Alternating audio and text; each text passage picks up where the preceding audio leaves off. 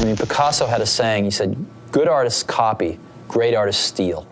And Picasso, the great artist that he was, did indeed steal the quote. The oldest recorded quote dates back to an article published in 1892. It reads, "Great poets imitate and improve, whereas small ones steal and spoil."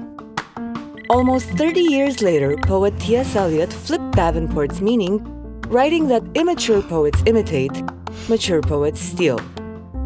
In 1959, Eliot was quoted for referring to all artists. Later, more people were quoted to have said this, each quote leaning in a slightly new direction. At last, in 1996, Steve Jobs quotes Picasso. Good artists copy, great artists steal. It doesn't really matter whether or not this quote actually belongs to Picasso. Its history is more important than its author. The pattern of borrowing, combining, and improving is how creation works in all areas of creativity.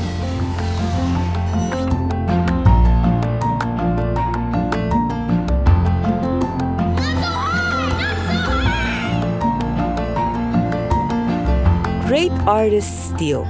You might tend to agree with that. But at the same time, you might find these works, which are far from building anew, lazy. Real art, we're told, is the product of exceptional achievement, different from anything that's been done before. After all, the great creators in history never went around borrowing and copying other people's works, did they?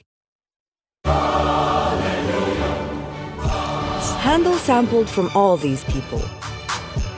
Stravinsky and Mozart both parodied their contemporaries. Mozart remixed the Viennese opera for his magic flute. Mahler's Third Symphony quoted Brahms' First, which in turn was very similar to Beethoven's style, who in his turn quoted Handel. Or if you're a fan of Star Wars, you certainly know this one.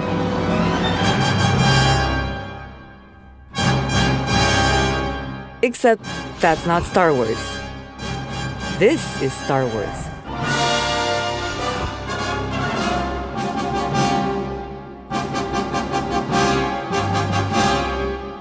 John Williams remixed tunes from many classical composers, such as Wagner, Stravinsky, Strauss, Korngold, and Holst. And it doesn't stop here. Shakespeare copied his famous love story from the tragical history of Romeus and Juliet. He also mashed up significant chunks from George North, Thomas Kyd, Raphael Holinshed, Chaucer, Ovid, Thomas Lodge, Robert Greene, and many, many more. I have you. Michelangelo forged sculptures early on in his career.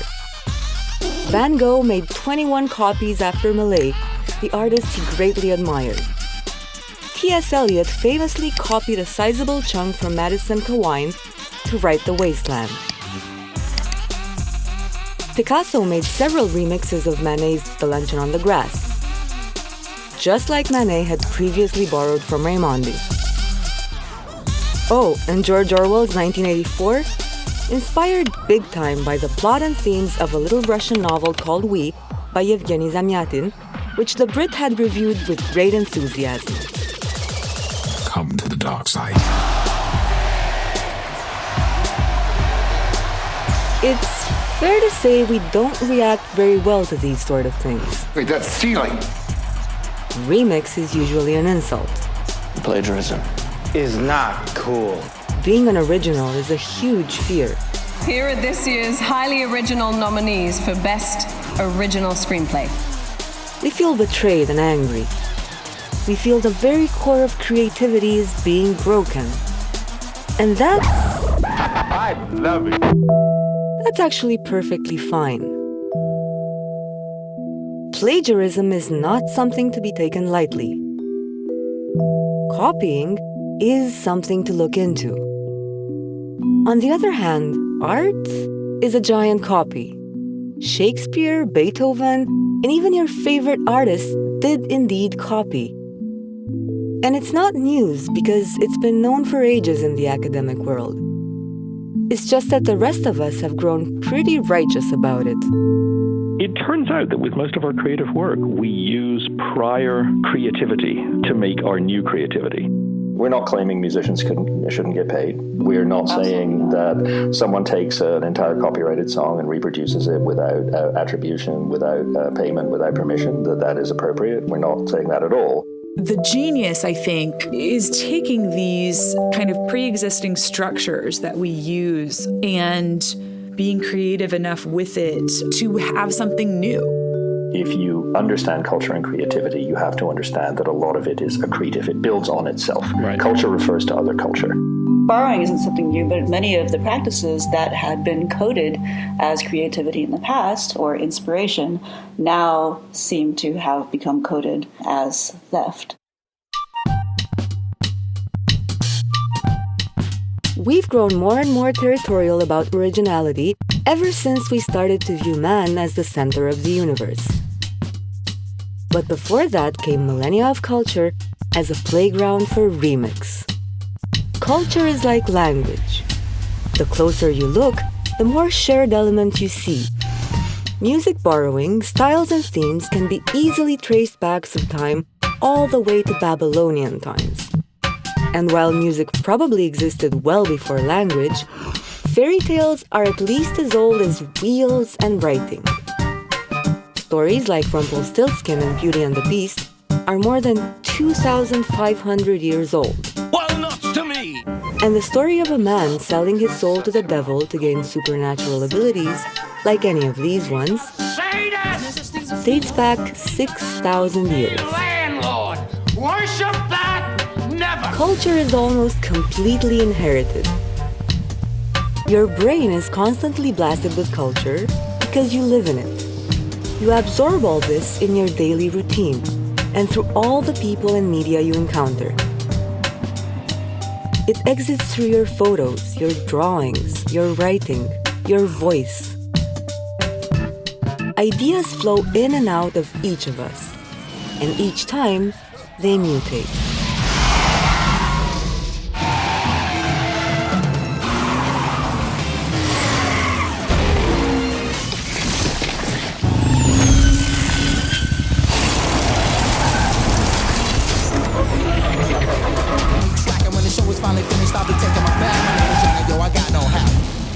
Not a chauffeur. Noted. Kids know that best. When you start learning something, you begin by copying it.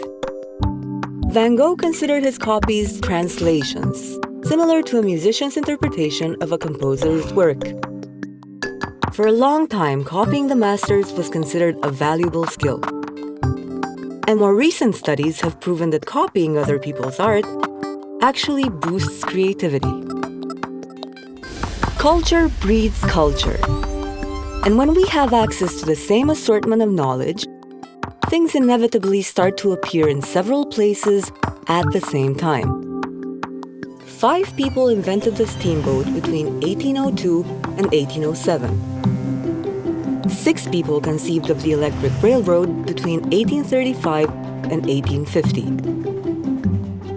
The telegraph was invented not only by Morse, but by 4 other people so close in time with each other that the court refused to issue one patent. There are at least 148 known cases of big ideas coming to several people at the same time. Photographers can take the same picture without even knowing it. Similar movies released in the same year are so frequent that there's even a term to describe them. 2 movies about Snow White, a talking pig, casual sex, abandoned Earth, fighter jet pilots, or 5 movies about the deep ocean released just months apart. The best ideas are unoriginal. The harder we try to be original, the more we arrive at the same boring and old ideas. The more we try, the more we block our imagination. If, say, Da Vinci knew about how famous his painting would be, he may have never started painting it.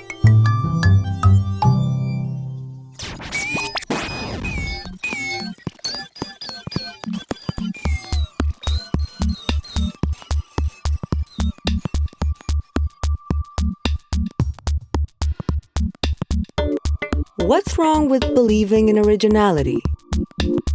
Nothing, if everyone can create freely. But if we draw our laws around these romantic myths, everyone stands to lose.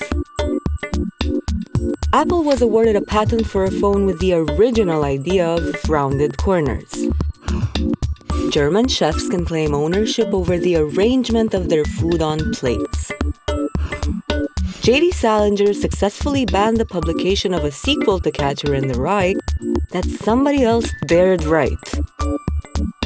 Verizon had to pay Lucasfilms to use the word droid. This is madness. Even if it was coined in the 50s, 20 years before Star Wars. How rude!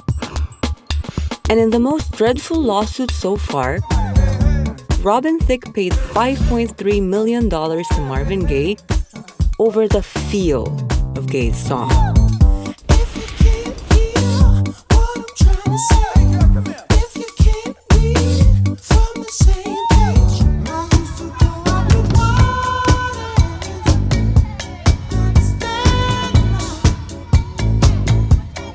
Even though Gaye's groove feels more similar to plenty of funk songs from its time.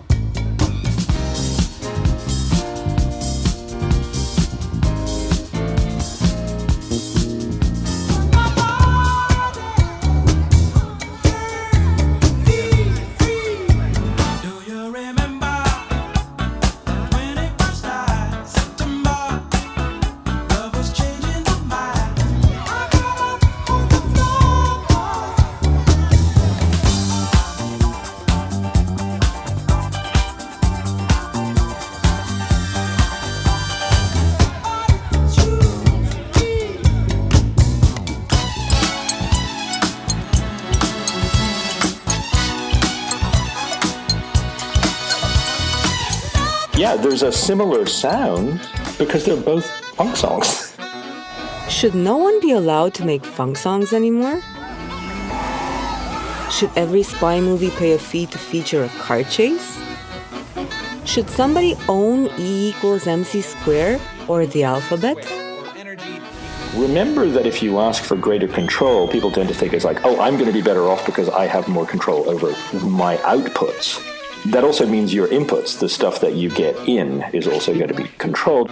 The creator stands at a nexus. He or she needs control, yay, that's good, but he or she also needs raw material.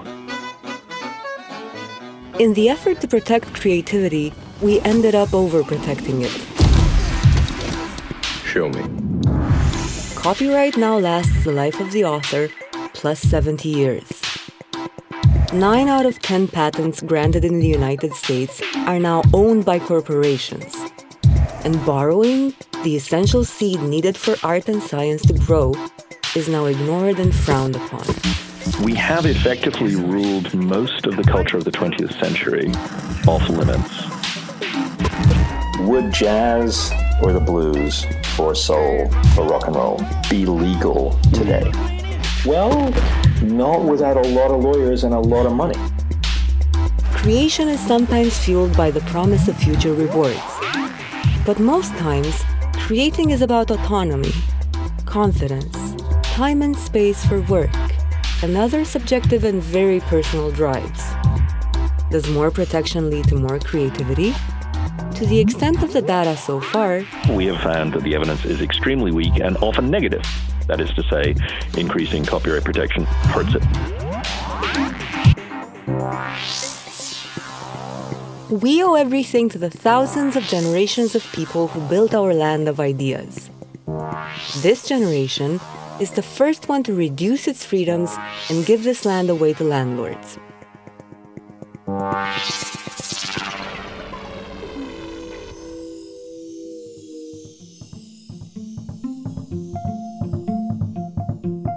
Creation always makes a deep impression.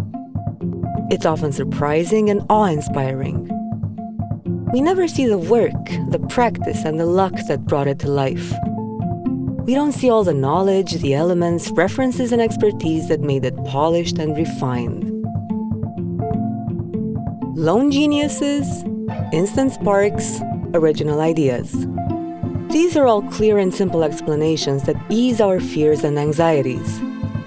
We all want to be heroes, and we all want to live up to the expectation of how an artist should think and feel. But this takes a huge toll on creativity. We refuse to collaborate, refuse to accept failure, refuse doubt and indecision as natural parts of the work process. We decline to settle on smaller pieces of progress and ignore borrowing as the stepping stone of all ideas. We reject the notion that we can do it ourselves with the tools already at hand. There are no big ideas, only small ones combined and improved in game-changing ways. Creation is a conversation. Culture is a team sport. And if we really listen, we all stand to gain a great deal.